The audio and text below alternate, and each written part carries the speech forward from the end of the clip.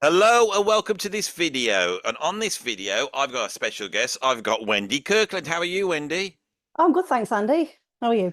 I am okay, and you've brought some lovely flowers for this interview, Yes. which I've appreciated. I've never had a guest on the channel bring flowers. I thought you deserved some. It's Well, just, the thing is, you are a lady, aren't you? well, this is it, you see. So, Yes, you are a lady, and we don't have many ladies on the channel. And I always like to have a lady on the channel because, the channel is watched by gentlemen of a certain age, and I'm sure they will appreciate a nice lady with a nice bouquet of flowers. So well, I I thought I just, welcome you onto the channel. But you're not just a lady. There's more to you than that, isn't there? You are also a jazz musician, and I think you watch my channel as well. So you're a I fan of the do. channel. So you've I been am. watching the sort of discussions going on. I really like Yeah. to talk to you about the British jazz scene. How long have you worked on it for? Well, I was thinking about this the other day. Probably about 20 years now, from sort of very, very first beginning, starting to do that, and then, up to now kind of thing. And how did you get Yeah. into it? What tell them what you do and what you play. You can promote yourself on my channel. That's what you're here for. Tell them all about your websites and Oh, God, yeah, your yeah. and where they can find what you do. So, Oh, we'll get all that in. Yeah, don't worry. yeah. Yeah, I'm a pianist. So I started out as a pianist, well, being taught as a child, doing the all my grades and all that classical. But my dad used to play in clubs. He was an organist and a pianist in the working men's clubs and the miners' welfares, in the North or the Midlands or whatever you want to call it, Mm. Chesterfield. Um, so he was always around, always playing different stuff, and he used to play for dinner dancers and things like that. So he was always playing not classical music as Mm. well. And he used to like jazz, but he said he didn't think he could play it. He didn't have the confidence to learn how to play it. So I mean, that was when I first sort of thought, oh, okay, well, why is that? And he played me some Nat King Cole because we had three cassettes. We had we had Nat King Cole, Yeah. we had Trini Lopez, Yeah. and we had Jack Jones. I don't know. Anyway, This is stretching the term jazz to well, I it's. know, but You know the how Nat. many Jack Jones albums I've got in my collection Oh, behind me, or in my virtual collection? I would say I've got about five. really? Yeah, I went through them the other day, and I got five Jack Jones. I think they had my mum yeah. and dad's, and then a few ones I've picked up. He's got a beautiful voice. Yeah, yeah. I mean, I wouldn't class him as jazz. I'd just say the Nat King Cole one was the one that Yeah, Dad used to say, no, that's jazz. Oh, have you got Without Her then? Have you got that one? I don't Because know. that's the one we had. It's got that Nilsson song, Without Her. I tell you what I It, will do. it's If an I've got amazing that one, song. if you keep an eye on the channel, it might appear at some point in the background instead of Frank Zappa. Yeah. Because he's if you're going to replace Frank Zappa, it's got to be with Jack Jones. Oh, absolutely, yeah. But yeah, so I Well, I'm mean, it was so Nat happy King to have Cole. mentioned Jack Jones on the channel. Very, I, It's I grew up listening to him. Beautiful yeah. voice. Well, yeah, and I mean, that Nilsson song is obviously he had a beautiful voice as well, and it's one of those songs that like you don't really hear people cover, or you haven't really heard. It was a little bit like at the time, Joni Mitchell's song, was it Clouds? Mm, Everybody covered it, and yeah. then now you don't ever hear it. It's a bit like that for some bizarre reason. Anyway, so we it was just that Nat King Cole. You always think of him as a singer, but it was a fantastic pianist as Brilliant well. pianist. Yeah, and I remember Dad said, "Oh, he used to play the piano as well," and not many people realize that. So fast forward, uh, I did my I did an engineering degree, and I worked in engineering for about 8, 9 years in total. But all the time I was doing that, I was playing out at night in sort of club bands and things. And it was always this thing nagging at me, that I wanted to play jazz, and it was just really difficult to do. Um, so I just thought, dash it, I'll have a go. I'm good at flower arranging, Mm, so I can learn some jazz. So I basically joined the Sheffield Jazz Workshops, which is like a Saturday morning workshop thing. Did had some lessons and with various different people. Considered doing a postgraduate, but after talking to actual tutors on a sort of a conservatoire course, they said, well, you probably wouldn't benefit as much as just getting some lessons from people that you like. mm. So I did. And then I just sort of went out and ill-advisedly just dumped myself in the deep end and did some gigs. And the first ones were probably really awful. And Just learning so, on the job. what were your influences jazz wise once you got into it? Where were you taking your influences from? Well, it was mostly people that my dad used to sort of like say, "Oh, well, I really like this pianist. I really like that pianist." Oscar Peterson was one of them. Dave Brubeck was another one. Uh, God. And then I sort of learnt about Horace Silver, Herbie Hancock, Eliane Elias. Mm, You know, the sort of it's just like a progression. Is it's like you're talking about your records. You sort of like look at who's on the record, or you yeah, look at who else is in the band, and then you go, "Oh, that's the pianist," and then you look for their records or yeah, recordings. And it was just that sort of thing, really. I think the first LP I bought was Oscar Peterson. We Get Requests. That yeah. that was the I've first. got that on CD. Have Brilliant you? album. Yeah, the first jazz. Oh, and I learned recently actually why it was called that. It was all the songs that they really hated and they didn't want to play. Did you No, I hear didn't about know that. I it? Yeah. assumed it was all the things that they got asked to do. But I didn't realize Yeah, they yeah. didn't And they're like like, them. oh no, I don't really want to do that. It's like so they basically did this album because and I love it. Yeah, Oscar Peters is a strange one because really, when we rattle off the great jazz musicians, say Charlie Parker, Louis Oh Armstrong, yeah. Charlie Mingus, you just rattle those up, Bill Evans. No one says Oscar Peterson, and yet Oscar Peterson is like just this huge giant of piano, which is almost like untouchable. Yeah, I remember getting this book. I can't remember who wrote it now, and it was all about jazz piano and written in the 60s. And it was one that my dad gave me, supposedly teaching you to learn it. You know, you open the first page and it says modes, and you think, oh God, and you chuck it in the pile again. Yeah. And I remember reading Modes and are think hard for pianists, aren't they? I've noticed this. it's not so much that they're hard. It's kind of like I think as a starting point, it's just like massively off-putting. Like you realize, oh my God, I've got to learn all these different modes in the different keys, and you just really don't. You've No, I not know. It's like I've chatted to a lot of pianists, jazz pianists, and when they get to modes, they go, "Well, I don't really think in that way. I think the piano, it's organised in a way where thinking modally is a yeah. bit silly. It's much easier just to think in terms of a tonal centre, as rather than trying to learn seven scales that are all the same." Yeah, So, this is it. But you call them something different because you're starting yeah, on a different note. I think for me, it just sort of like after I've been doing it for a bit, I just sort of realized that this was that's the Dorian mode. Oh right, okay, I yeah, get it now. But I was actually playing it without realizing that I yeah. was doing it. But I remember reading in this foreword in this book that said, oh, it was talking about Jelly Roll Morton and all the sort of like very early pianists and developing through um, Bud Powell and all that sort of Mm. thing, and talking about all the greats. And it had a sentence in it that says, I'm not going to include Oscar Peterson because he's not really, significant in the development of. So, and I remember thinking, why? I can kind of see because he did have that sort of. He was very different in a I don't know. It's like Bill Evans Well, was. the thing is, let's take Oscar Peters because I think it Yeah. moves us to actually an interesting area of discussion. Oscar Peterson emerges sort of late 1940s. By the early 50s, he's making records and so significant. I remember I had a videotape of a cartoon, which I think was called The Dot and the Line, which was made in 1952, 1954. And Oh, Oscar Peterson had done the soundtrack to that, and they basically improvised. And then they put this like abstract, brilliant little cartoon that they'd done in the early 50s. So I'm aware that he was around at that time. So he's pretty much in the bebop and post bebop era. He yeah. is like Art Tatum, but he has a bebop vocabulary.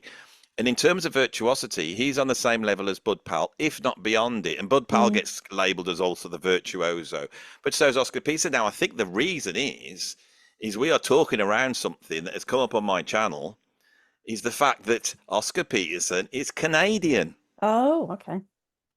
Yeah. Well, And it's very odd that a musician of that sort of caliber that has sold that many records, that is that popular in the public's eye, that would get labelled as not being a pioneer in jazz. So what makes Bud Powell a pioneer? Because I can't see the difference. no. I can't Yeah, see it's the probably difference. maybe this book was written by an American that didn't want to include Oscar because he was Canadian, because he wants to include the stable of American, greats and didn't want to. I don't know. I just never understood it, and I thought it was crap. So Well, and this is the thing is that this is why I wanted to talk to you because we're both coming at jazz from sort of very similar backgrounds. My first gigs were in working men's clubs and playing after the bingo, and just being in a band with a keyboardist and a drummer and a singer, no bass player, and doing all that type of stuff, and also playing at like having to do foxtrots and all that. That is how oh old yeah, I am, all that. Those same are here.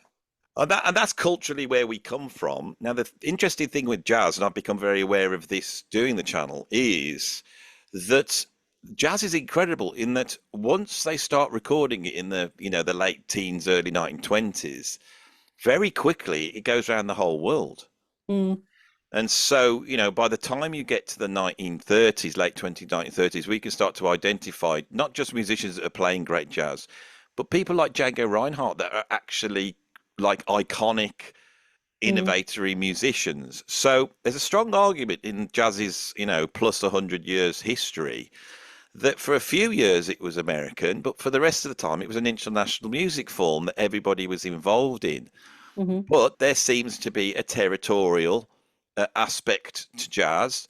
I've explored this idea of it being black music, and I've obviously got quite a lot of heat. And I think we became friendly because you were pointing out certain things, messaging me and going, "Oh God, yeah, I know what you're saying," and well, I'm not saying you were agreeing with me. You don't want to get tarred with that brush, but but bigger than that, I start to see this American thing because if people are going to turn around and say jazz is an American form, mm. how does that place us? And how does that affect the British jazz scene, which is what I'd like to talk to you about. Yeah. So can you tell us a little bit about what you do now career-wise? What sort of stuff you do? Well, it's okay. Well, at the moment, I'm doing because I started to sing fairly early on as well as playing the piano because a friend of mine said, "Oh, people like it if you sing." So, I started doing that, and so I learned a lot about pianist singers like Shirley Horn, um, and Diana Krall more recently. Nina Simone, and that's so I've been sort of doing a lot of, and all my albums are based around that kind of thing. But I mean, I've played in funk bands, I've played I've done a Latin album, so I do a lot of different, and I like to do a lot of different things. I don't like to just do the same sort of stuff over and over again. But at the moment, I just concentrate on the project that I'm doing at the moment, which is Blossom Time, it's called. So if you're So. singing, do you find that then you don't get taken seriously as a jazz musician? Well, I don't know. You see, it's hard to say, isn't it? How do I know that somebody's taking me seriously or not? But I Yeah. do. I can say that people will refer to me as a singer, and they'll come up and praise my singing, after a gig. And also, this is interesting. When I'm doing a gig on piano and I'm not singing and I do a solo, this thing that in jazz, some people love it, some people hate it, but whatever. People applaud the solos, don't they? Mm, When I'm singing, they don't applaud my solo. I'm not talking about a singing solo. I'm talking yeah. about a keyboard solo. When I'm not singing, I'm the pianist, and they applaud my solo. It's weird. It's really weird. Yeah, well, Uh, well, what it is that they're perceiving it a lot. As soon as you sing this, they're perceiving it as almost like popular music in a way, a Maybe, certain maybe. genre of popular music. And Yeah, it's such a shame because there's no, I mean, jazz had vocals in right from the start. It's like it's the contribution to vocal music that jazz made is probably greater than any other music form mm, because every singer that gets up is really coming out, unless they're singing like an opera. They're all coming out of jazz. Even yeah, country singers, when they go back to like, Jimmy Rogers. Jimmy Rogers is influenced partly by blues singers and jazz singers. So, but it's interesting this sort of snobbery that exists within jazz, and I think I've been a little bit like that as well. In I always listen to a lot of heavy fusion, free jazz, a lot of bebop, and mm, I was really interested in all the virtuosity. But doing the channel, you start to realise how jazz protects this sort of snottiness, right? And so people like Oscar Peterson that are that great get pushed aside. yeah, And you mentioned Nina Simone. When she's a brilliant example of somebody who had to sing, who was a virtuoso pianist who couldn't, you know, yeah, make it yeah, work as a pianist, which is a yeah. I don't know. I mean, I think sometimes it's to do with the look of. I mean, I actually had one singer say to me once, that she would have booked me for a band, but it wouldn't have looked right because she wants to be the only female in the band, and she wanted the band to be male, and she wasn't being funny about it. And yeah. to a certain extent, I can completely see that. But then, where does it end? How do the men have to look in the band? Do they have to be a certain height, weight, you Mm, know, hairstyle, whatever? And it just kind of all gets a bit silly, really, when you think, well, I work with male and female musicians, and of all different backgrounds and so on. And to me, I just don't really give a toss what they look like. It's how they play, Yeah, totally should and be. Yeah, and you of would have course it thought. I mean, should. obviously, in pop music it matters what you look like, and I can understand that entirely. Yeah, well, I But think with that's where the way jazz, it's gone. It's gone a yeah, little bit that without way, a doubt, hasn't and it? people don't want to admit this. They don't want to admit these things. Mm. I just think there's a sort of rose-tinted ideas that jazz is still the same as it was in 1952, and it's not. No, it's somebody described it as repertory music now. I mean, we are all just sort of playing that repertoire, aren't we? Yeah, And without a doubt, and it's a repertoire for a certain class of person, which is quite high up, isn't it? mm, Really. And so there's a tiny amount of money in the UK jazz scene, and it's been sort of fenced off for a certain thing. And I'd yeah, love to get into that with you, because I'm sure you're trying to get gigs and the jazz clubs and all that, and you're trying to get all that type of stuff. So I'm going to have to get onto the nasty heavy stuff, and I will, because that's what I do. Do you think that there is a division between black jazz musicians in the UK and white jazz musicians in the UK? And is that a racist thing, or what do you think's causing that? Or do does you, it not exist? I think for the likes of me and who I work with, it doesn't exist. Yeah. But because I don't, I don't care. I just work with people that I know, and it just I don't think that type of no, racism is out there. I don't think no, anybody's bothered about playing with somebody of a different race. no. But do you play predominantly with white jazz musicians, or? Uh, it's a good mix, actually, to be fair. But I mean, yeah, more white players, yeah, Mm, and pretty much all male, um, yeah. as well. But not always, and it's just a case of who's doing what and when, and I work with all different people. But I think what you're asking me is a sort of like opportunities. Is that what you're getting Mm. at? Yeah. Well, it's Well, just I grew up. Well, when I got into the British jazz scene, there seemed to be it exploded at that time in the 1980s, and Courtney mm, Pine came out, hmm and then off the back of Courtney Pine, you suddenly had the Loose Tubes, who I was a massive fan of, and I went and got their album, mm, and you got the Jazz Warriors. So there was mm, these two bands, and they were heralding this new movement in British jazz, and that has stuck. That's the British jazz scene, and it seemed like a massive apartheid. There was I yeah, think there was one black guy in Loose Tubes, and there's like my friend Sean Colby, he was playing with Jazz Warriors, but on the whole, there seemed to be a division there, yeah, and yeah. I seem to be. Because of it, not so much racially, but because of my cultural black background and where I lived and who I knew and who I worked with, when I moved towards the British jazz scene, which I did try and do because it was my favourite type of music, I was met with the Nijo stroke Mijo lots. You've got Mm. Nijo, the National Youth Jazz Orchestra in London, but in Birmingham we had Mijo, and Midlands, yeah. so that was a breeding ground for a certain type of musicians, and they were highly trained, they were good readers, they all went on to get sort of session work and work in outside the jazz world, and I came across them. And Mm. what happened to me was, in Birmingham, they put a band together, a big band called Svengali, and it was a Gil Evans tribute band. And I got lined up to play drums on it. And I had a couple of rehearsals with those guys, and also there was a jam session going on up in Birmingham, and I found out that the jam session behind my back had been kicked off, and I'd also got, even though I got the gig, I got kicked out of Svengali before I even got to a rehearsal. Really. And the idea, what I got told was, in terms of Svengali, they said Andy's not a proper jazz musician. And what it Which was is is, that I was not schooled yeah, in that route through something like a Nijo or a Mijo. I hadn't come up through that. In terms of the jam session, the one guy said, because I can remember I got told it word for word, they said that I'm not interested in Andy playing jazz drums. I just want to play through the changes and for him to keep time. mm, And right. because I was playing like a jazz drummer, also I thought. And so I might have been the worst jazz drummer in the world, could well have been, but I hit a wall of sort of prejudice or Yeah. snotty sort of elitist. You've got to be like this. You've got to be able to do this. You've got to be able to do that. Mm, And a few years later, even though I apparently wasn't good enough to play with these jazz musicians in Birmingham, I got booked to play on Simon Phillips's UK drum clinic tour. And Simon had at that point put together a hard bop band in Los Angeles with like Dave Carpenter on bass and just the Ooh, heaviest players you could ever see. yeah. And I said, "Why don't you come out to the UK and get some gigs?" He says, "It was never going to happen." I said, "I'll get you some gigs." So I rang up the guy that was running the Birmingham Ronnie Scott's club at that time, and the elitist snobbery that I hit because they were like going, "Well, who's this guy played for?" And I said, "Well, Yeah. he's played for Mick Jagger and he's played for Frank Zappa and Chick Corea and Stanley Clarke." And there was that was all. "Oh, well, we're not interested in that."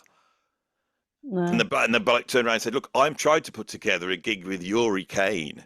Mm, And I remember thinking, Yuri Kane's nothing compared to Simon Phillips. I mean, I'm just in a clinic tour. We've been doing like over 1,000 people for each clinic. yeah.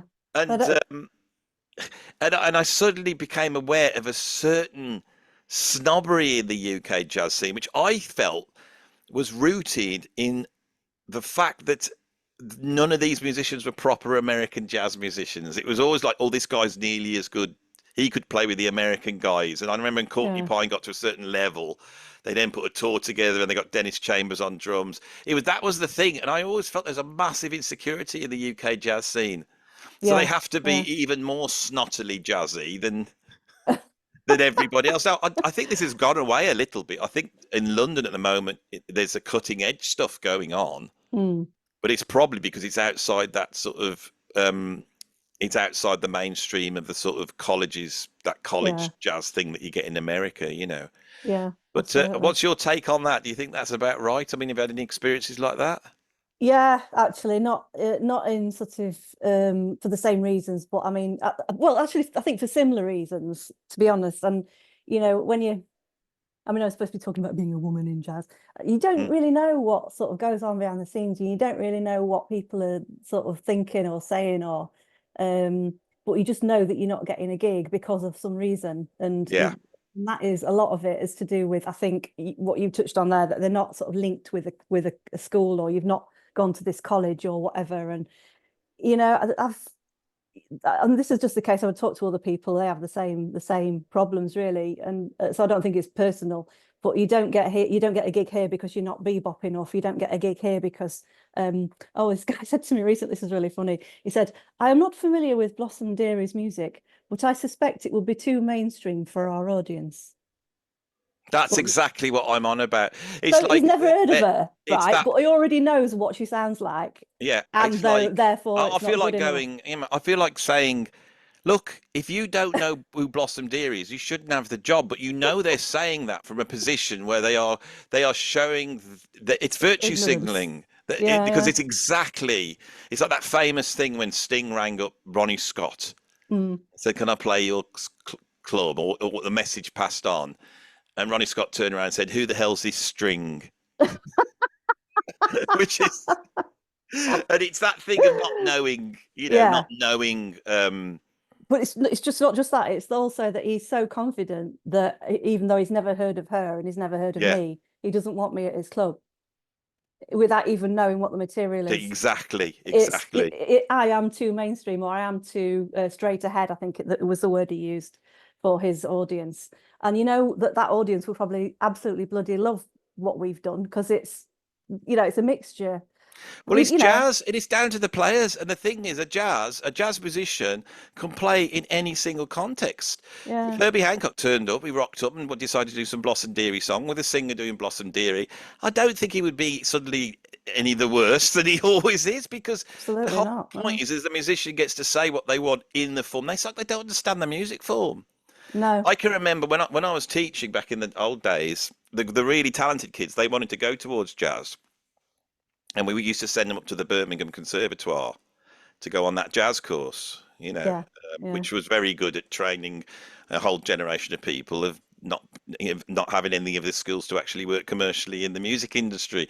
But but they, all these drummers coming out with bass drums about that big with a big sheep Oh yeah, covered, yeah, and a flat ride cymbal. And then they go yeah. try and turn up and, trigger samples on a pop gig. Anyway, that's by the by. this one guy was really brilliant bass player, and he worked really hard, and he got to the audition, and he had to do a piece, so he learned a Jaco Pastorius Hmm. part. He went up to the interview, he did that, and the guy turned around and he goes, we're not interested in any of that riff stuff," and he didn't get in to That play the riff stuff. Jaco Pastorius bass solo. Yeah, amazing. That And riff so, stuff. I mean, I think this is not as bad now, but I think there's a whiff of this within the British jazz scene, Mm, and I think you're never too sure unless you come from some sort of, I can't help but say it, but some sort of elite, mm. you know, Oh that no, I think that's right. I mean, you don't get um kids in the schools that my sister teaches in state schools, they don't do any, they don't look at any other forms of music other than classical, or just, they sing the sort of stuff from Frozen or whatever, they don't do anything else. They don't learn about jazz.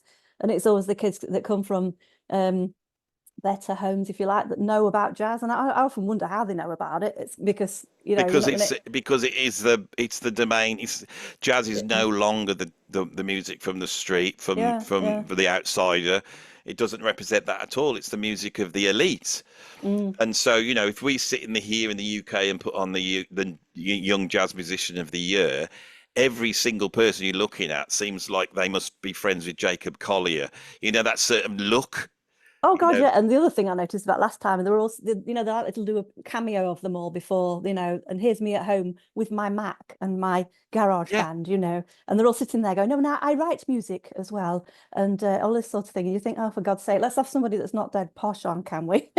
Well, I think what the big thing, and I think this is what we actually sort of made friends over, was the whole issue with Martin Speake Yeah. over at Trinity Laban. So I'll fill the non-British people and probably all the British people that are involved in the jazz scene. So Martin Speake is a saxophone player.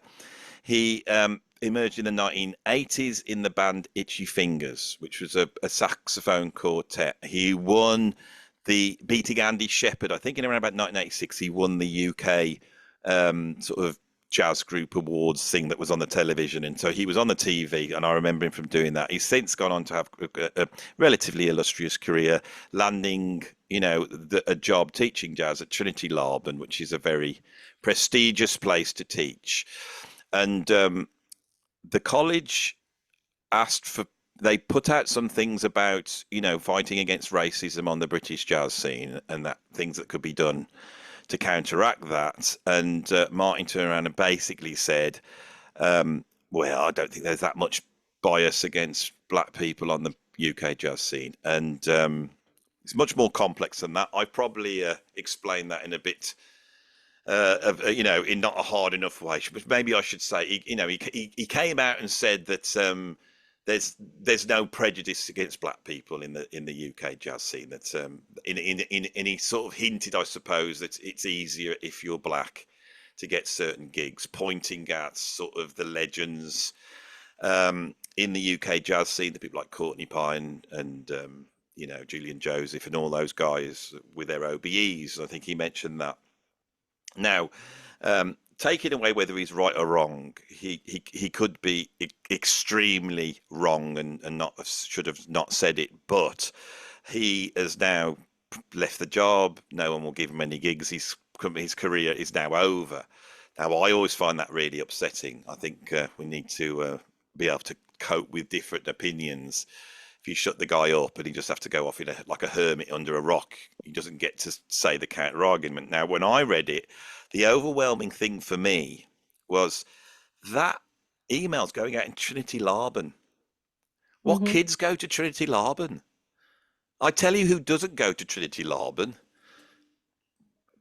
Working class black kids. They don't go Yeah. to Trinity No, Laban, no. along with working class white kids. And I was like going, they're talking to the gallery. It's one set of hyper privileged people talking to another and arguing about some idea of prejudice, right? And I'm sure there's some prejudice in that, but it's like the elites going, there is a slight prejudice towards me because I'm this. Oh yes, it must be terrible, whilst the rest of humanity sits there suffering awful prejudice, awful poverty, a Mm, lack of education. And I thought, how does this help a working class young black kid who doesn't even know what jazz is, that doesn't know that there's a thing called Trinity Laban, that has got no chance of going through the education system and getting a loan and then coming out with that.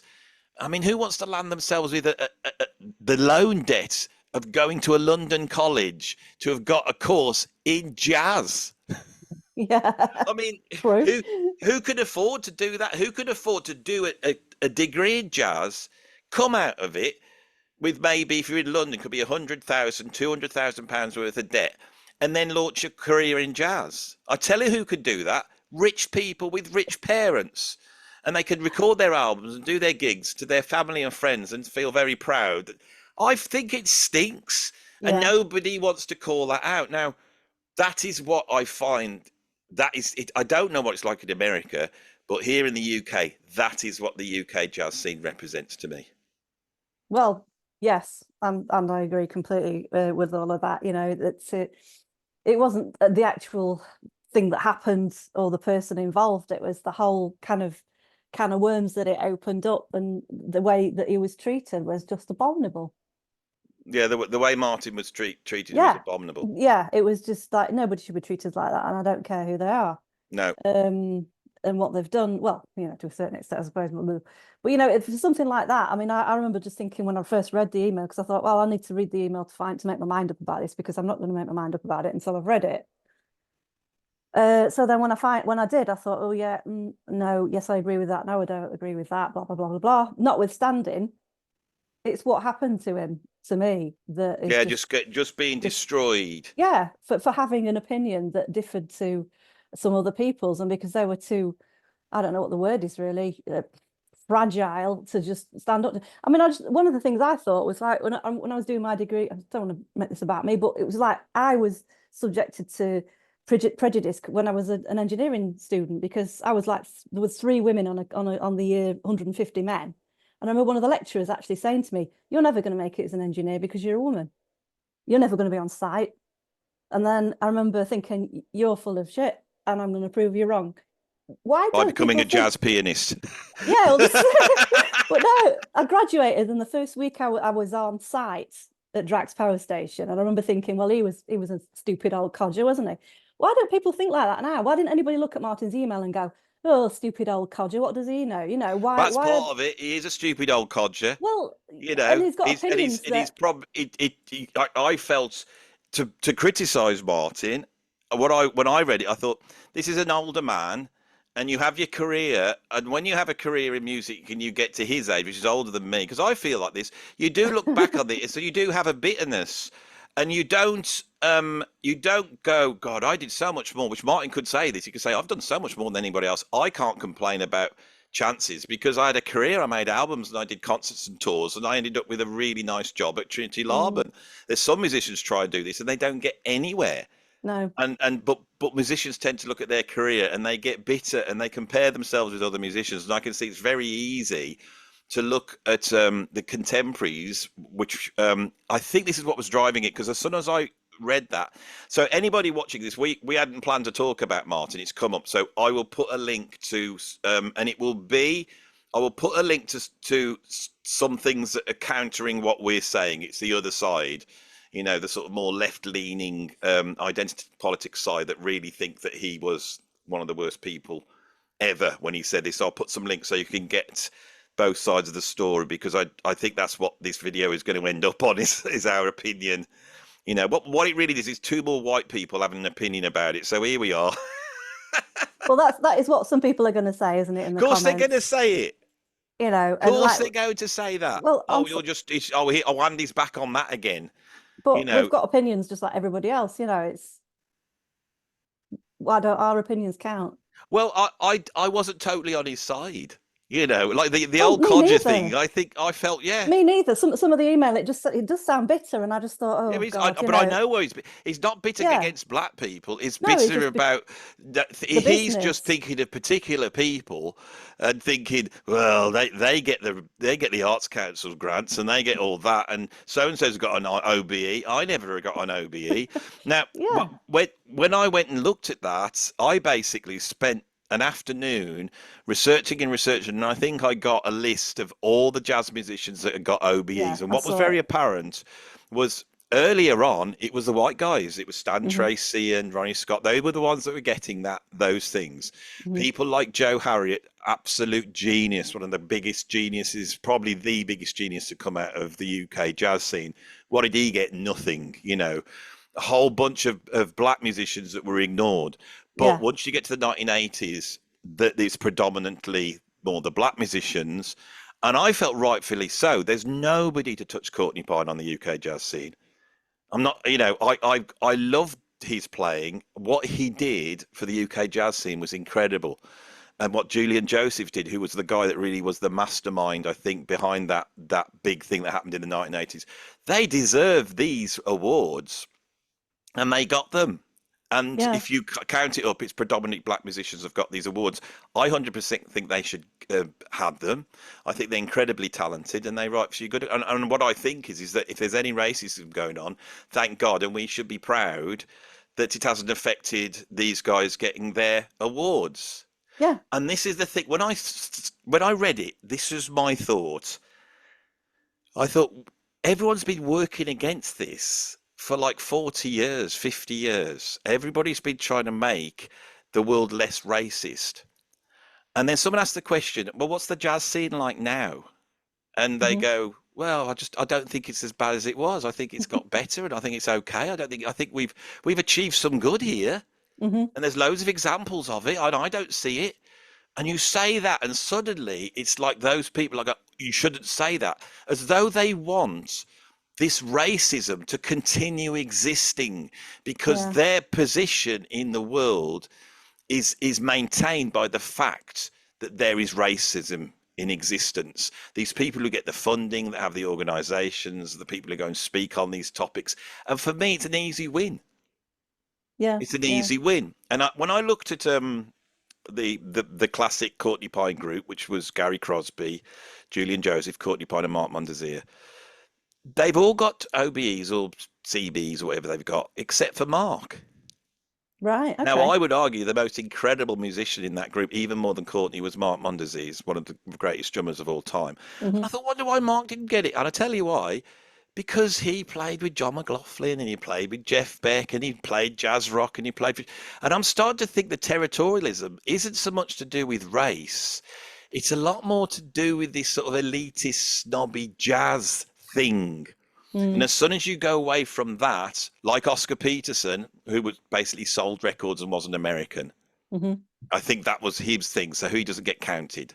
Yeah, yeah, You know, no uh, British musicians get counted unless they went to America, yeah, which would be yeah, like David Holland, John McLaughlin, but they won't get counted because they played fusion. And that is so much more apparent now to me than even the race thing is.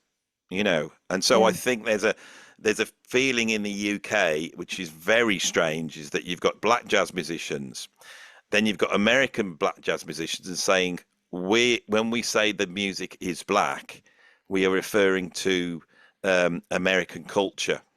hmm. We're culturally black, not racially black. And then I think, well, how does that impinge on British black jazz musicians? Are they not included in that? Because I don't think they'd be happy with that, would they?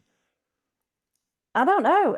I mean, I don't really understand that, to be honest. What is culturally black? What would you? I mean, how are they sort of This is defining all I've that? dealt with for the past few months, is having that, being told that. I mean, it's quieting down now because I did a big ranty reaction video.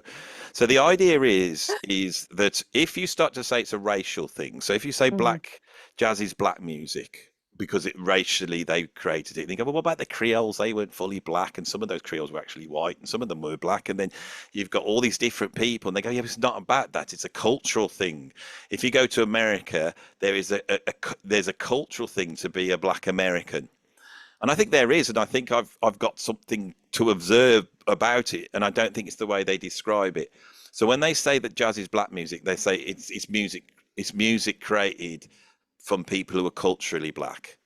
Because if you were to look racially, most of those black people have also got white ants, Mm, a slave ants, many of them have, and many white people. And in fact, if you go down to New Orleans now, 10% of white people have slave ancestry. So you can't judge it like that. So Mm. they say it's culturally black, and then I think, well, what does that say to our black British jazz musicians? Are they not part of this? Because Uh, they're all online having a go at me, saying you can't talk about our music like that, and I'm thinking, but but the Americans are agreeing with you, because how can it be your music where where does it come from? Is it because your family came from the West Indies? What if they came straight from Africa? What about music? I mean, I hate the whole thing. This is the reason why I poke fun at it. I just hate yeah. it. I think it would be so much better if everyone just Oh God, yeah. went for this sort of colorblind thing. But of course, a white Well, person saying that is a racist. absolutely. Yeah, I'm not allowed to say that. No. I guess, but yeah, this is where my mind starts going to scrambled egg, Andy. I'm afraid, because and I've only sort of like recently got into this idea, and I'm not a philosopher, never been really that philosophical at Well, all. the thing is, we But can move on to, yeah, because I'm holding court on your interview a no, lot. so So I was just and going it to is say my that. channel, and I'll do I mean, whatever I want, I in the I end. will do whatever whatever I can. I mean, it's like I remember when we were some of these rants, not from just you, from other people, on when the Martin email first came out, and there was this one guy who was a bass player in London who was saying that he'd never worked with black people in London, so that must mean that they're oppressed. And I was thinking, well, you're not trying very hard, mate, are you? Because I've worked with loads of people of all different backgrounds, colours, and and I live in the arse end of nowhere in Chesterfield in Derbyshire, but I've worked all over the country with all different types of Yeah. So people. I mean, And he was saying, well, I'm living in London and I've never worked with black people yet, so this must mean that there is a problem. I was saying, well, no, the problem's with you, because you're moving in the circles where you don't actually get out and work with other people. You're all moving in the same circle, and it just so happens that they're all white, and probably they're all men. yeah. Which is the other thing that I was come from this from you know being a bullshit feminist as I am, which is I always think, well, okay, well, we're talking about this in But terms of, the thing is, you're a bolshy feminist, right? And well, I if say you that. and no, you should be, and I'm all for the bolshy feminists. I am. I But bet your viewers are. what I No, find, the I bet thing this is when they've is turned off. They've when turned off now. it comes to identity politics, one of the things I don't understand is the fact that when you talk about sort of gay rights, the gays seem to have a sense of humour that undoes. I've always loved it. It's a sense of humour which undoes everything that's against it. I used to be in a progressive rock band, and our guitarist was gay, and he asked me to dress up once for this one thing, and I remember he showed me the uniform, which I think it was a choir boy. He wanted me to dress as a choir boy on this one gig, and he shows me this uniform, and I said, like the good brummie that I am, I said, "Oh, I'm not wearing this. I'll look gay." And he turned around and he went, "No, Andy, I don't think you'll look that good." And with that comment, the whole thing was dispelled. Now, Yeah, yeah, with good feminists, they could take a bit of leg pulling as well. And yeah. I find that I've been winding you up with all sorts of unbelievably sexist comments on Facebook. you know, but you did get me Well, on lawn bowls. I felt I, very. well, yeah. There's one across the road from us if you ever fancy playing a game. I, well, Crown Green. yeah, we for those of you who don't know, I've got a secret group on Facebook which is called the English Aesthetes, and I Yeah, I don't know post. how to say that either. I don't know. That's made me own way, and it's full of like lots of English things that I like. It's a counter to all the sort of jazz and fusion that I cover, and I put up a post about lawn bowls, which is not the same as like playing Skittles or what the Americans call it. Yeah, and what do you uh, call and it? then you came in quite knowledgeable about lawn bowls, and Well, yeah. I felt like I was at my depth. Well, yeah. Oh, so my dad used to play flat green and crown green bowls. So the flat green bowls is just basically like that. And I think I mean, so you can do it indoors or outdoors, but Yeah, basically it's flat grass. But and I actually checked it up. It's sort of it is a Midlands thing or Northern thing, where the green is actually sloped up to the middle, so in a crown. So Yeah. when you pick where you're going to play, where you're going to throw the jack, you've then got to also take into account the angle that you're throwing the bowl at. So it's not just straight, because you know the bowls are weighted, aren't they? Mm. Is it on one side or the other side? They call it thumb peg and finger peg. So You know, you put wait, I don't know that much. I wish I hadn't brought it yes. up now. Well, you're going to listen now. So I yeah, will. You can tell me all, but you don't know anything about identity politics like me. But when it comes to crown bowling, and that's what my audience wants, they're all middle aged. They're really going to love this. You crown can green. tell us about so it's weighted, yeah. Yeah, I'm going to get some of this wrong, and hopefully people will put in the comments who know more about it than me. But my dad had a set of bowls, and it was heavier on one side than the other. So when you put it down, it naturally curves. So you've got to basically gauge the curve on and how fast you throw it. So the trajectory, do you like that trajectory? Trajectory, I like The that use. the trajectory is based on that. But in flat green, you don't have to take into account the curve of the green like you do in crown green. I didn't know. I thought you had to So take in account the curve because every time I played Lord Bowls in the Midlands, that's been what it is. So, and I think you filled yeah, in the gap now once. I'll yeah. tell you a story that's totally unrelated to jazz, identity politics, Martin Speak race.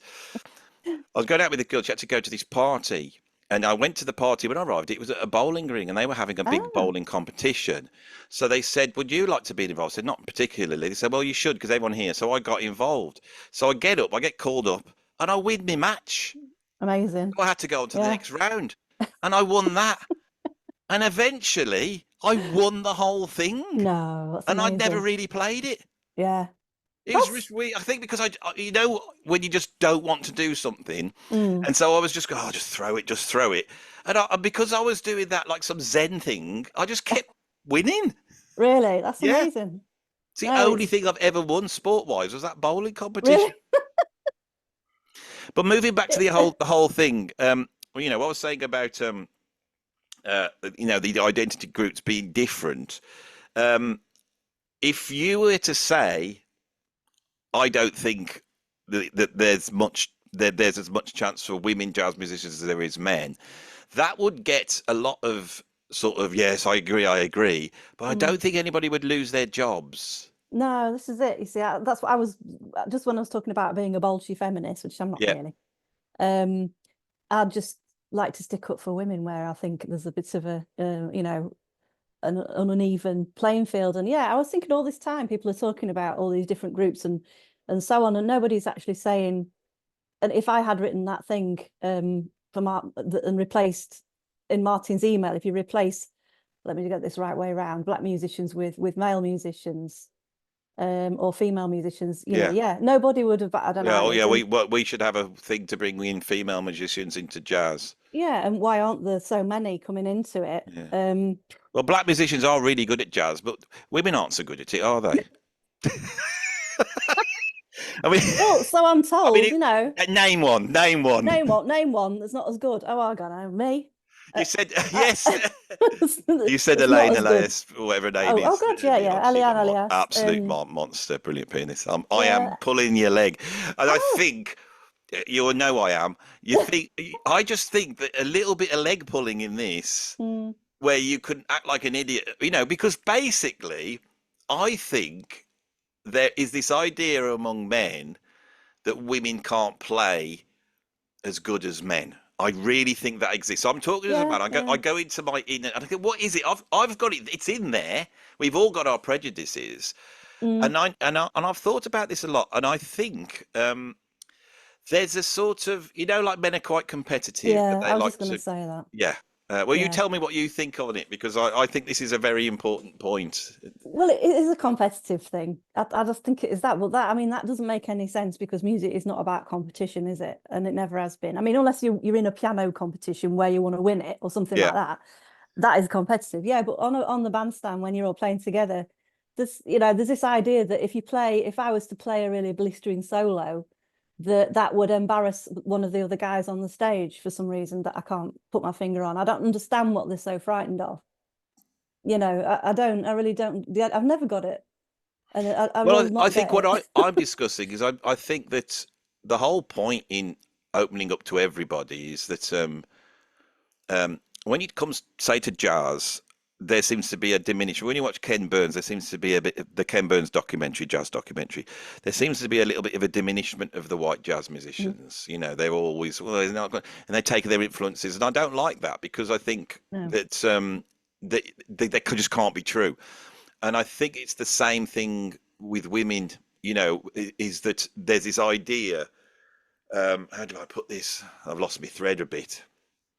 That we expect the female musicians to play like the males, right? Mm. But it could be the case that female musicians bring in a different aspect to music, Mm. right? And that's what we should want in the music. And I tell you what made me think this is a few years back.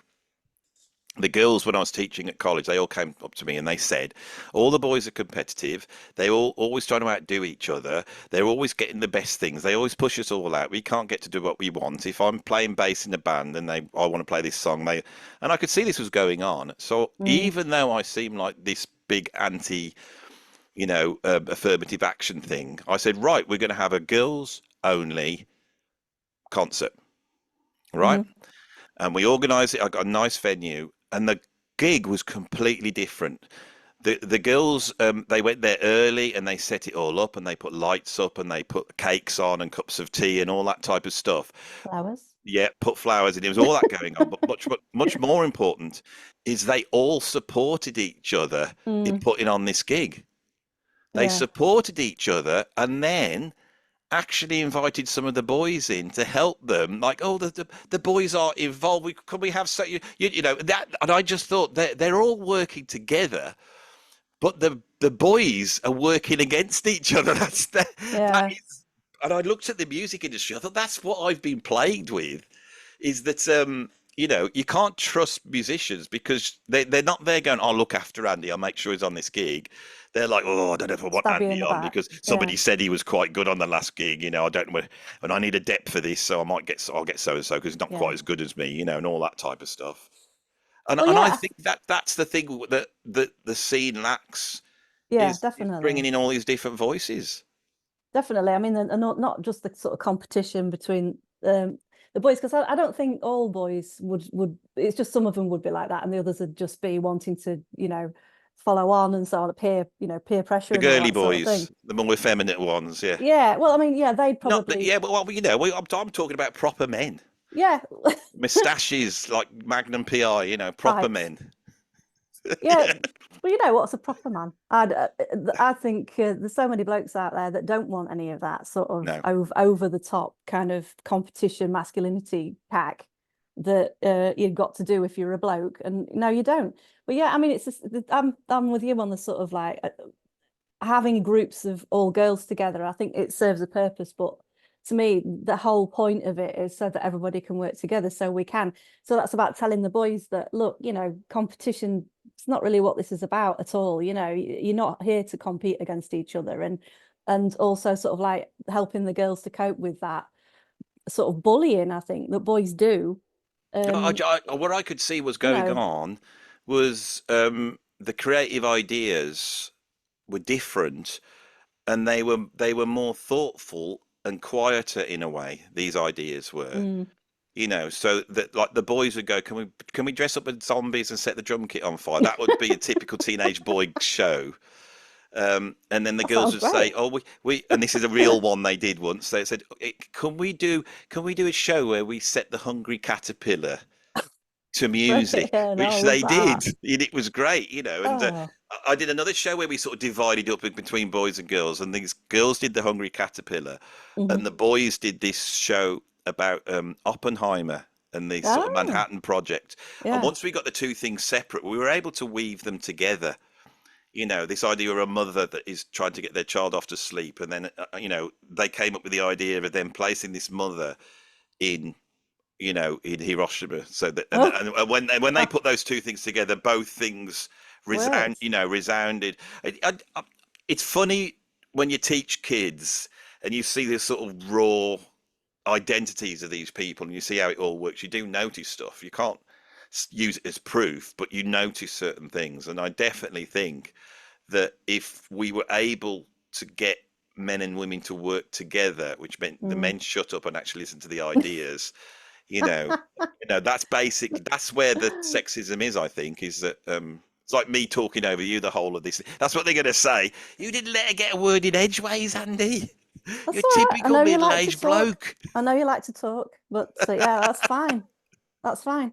No, yeah, I agree. I think it's about working together, and that sounds a bit like, oh yes, let's all love each other and all the rest of it, but not feeling threatened by other people. And I don't know what that is. I mean, this is funny. I like this. We flew over to Switzerland last year, me and Pat, to do a gig in Switzerland with the sax player Tommaso Storace. I don't know if you know him. And we were at the Pat took his guitar with him, and it was obviously had to go in the sort of oversized baggage thing. And there was this group of young lads behind us, obviously going over there for their first gig, and they were like, testosterone loaded, and then the queue going, "Hey man, it's going to be really great," and all this sort of thing. And we were sort of like laughing about it because it was obviously their first time abroad. And we went to collect the bags, and Pat went off to collect something else. And I picked his guitar up. And one of these young lads who was waiting for an instrument said to me, "Hey, another musician." And I picked it up, and the other one said to him, "No girls in the band." With that, absolutely Still there. serious. It's still there. No girls in the band. Why? They'll There you just go. mess everything up Yeah, that's with their why. I with their mean, embroidery and menstrual cycles. It'll all go wrong. well, this is it. Yeah, yeah. When we get premenstrual and murder them, that's when it sort of, goes wrong a little I bit. d- So, what are you doing next? Tell us a bit about your band. Who have you got in the Well, band? it's my husband plays well, sometimes he plays Pat Sprakes, that is my husband. He plays guitar, sometimes he plays bass, but the quartet is well, we use a few different people. A lot of the bass players we use, like Mike Green, who I think you might know because he's a Birmingham guy. Tom Hill I as know Mike well. very well. This is why I Yeah, wanted to ask you this. I took the yeah. risk of tried to show the because where do you live? You're not that close to me, are you? No, You're we live sort in of Derbyshire. Derbyshire, yeah. Yeah, So yeah, Wendy's not that close to me, but it is a community of musicians, and I've known Mike for about 30 years, 35 years. yeah, And yeah, Mike, the best story I've got about Mike Green is when he was young, he was like a metaler. yeah. He was Well, like a he still wears this skull ring. yeah, yeah. Oh, you seeing And that? Yeah. he went to see Nirvana. And when he got there early, and Kurt Cobain came out, and his girlfriend at the time, Kurt said, "I really need a haircut," and she said, "Well, I'll give you a haircut." And he used to own Kurt Cobain's hair. I wonder if he probably still got it. I mean, you'd say Now that, wouldn't I you? think she had it and she sold it. Oh, I right. think. Okay. Oh, But and okay. now it's out in the public, I so was going to say don't tell that. Mike to watch this. But I brilliant, will. brilliant I guy, will be brilliant telling bass him. player. Who have you got on drums then? Again, that varies, but we sometimes work with a guy called Steve Wyndham from North London. He's not that well known, but he's a brilliant player. Or Caroline Bowden. I don't know if you know Caroline from Leeds. She's No, I don't know those I players. think she heads up Leeds Conservatoire drum. I think she's the principal drum tutor now Oh, really? on She's that. probably be Yeah, good no, then. she's lovely. She's really easy to work with because that's the other thing about Mike and Caroline and Steve and pretty much everybody I work with. They're just easy to work with. And Mike, he turns up early, he gets there on time. It's just so easy to work with. He learns the stuff. He doesn't give you any sort of attitude or whatever. I used to have this like jazz fusion band called Juggernaut, and we had a turntablist. We had Sam Rogers on sax, who's a Yes, monster yeah, sax. He was on yeah. saxophone. Mike was on bass. The guy that was doing the turntables was a guy. He ended up being an artist called Quantic, and he's sold a Right. lot of records. And then Yeah. the other guy that used to come in on keyboards ended up being a DJ called Funk Agenda, and he won a couple of Grammys. He produced Black Eyed Peas, but these were just kids at the Oh, time. If I could yeah. get that band together back now, and it was so out there. And I can remember we did this gig once, and I was playing, and I was so it's like double bass drums and China cymbals, jazz, but it was like this. And we got off stage, and Mike turned around to me and said, "My God," he said, it's like you encased me in a sound bubble. I mean, there's no way he could come and get across what we were doing. But he played some pretty out there stuff with me. Yeah. Mike No, did. Lovely bloke. he is. So what have you Yeah. got next? Then you've got some gigs coming up. No, not really. I mean, we've done quite a few this year. Couple at Ronnie's earlier on in the year, and then we did one at Lichfield Arts. But I am finding it harder to get dates in. But I don't think I'm not on my own at all. I'm finding it No. much harder these days to get dates in, and sort of coming up against these stylistic barriers Yeah. from different clubs that say, oh, we only do this or we only do that, or tends to be they'll either book the touring London musicians or their local sort of graduate type musicians that have just graduated from wherever recently. Where's the best place for people to see what you do or hear what you do? Have you got anything on YouTube? Yeah, I've got some video. I need some new videos. Most of the stuff on YouTube is really out of date, and I look at it and think I could, do much better than that now. But in person, we run a jazz club in Chesterfield, which goes out on the third Thursday of the month. So we play every time. We invite different artists every month to play with us, and we've had some great players, and we've got some great players coming up. So it's all people that, if you like jazz, you might have heard of most of them, but we also introduce other musicians as well that we think need to be heard. And that's what we need to do. You need to support this scene rather than I everybody know. trying to divide it all up and argue for this and argue for that and say this person Well, shouldn't be allowed to play. We should all be trying to look after it, because I think if not, in a couple more years, and it won't be there anymore. It's been lovely talking to you, Wendy. I yeah, hope you you too, man. enjoyed Thanks for that. I'm having us. sorry if I talked a lot, but um, That's all right. that's the way it was. I'm too gobby. I've got to say this because I know they're going to say it in the comments. Well, they're going to say it now because Well, I've if they said want it. to, they can put things in the comments. I'll answer if there's any, if they've got any questions or anything like And that. and there'll be some links down below to Yeah, Wendy's music, which please check it out. And that's all good. I'm now going to try and work out how to switch this off, which I think is that button. This might switch it off now. Shall we say bye? bye. Bye, bye, bye, bye, Bye, bye. everyone.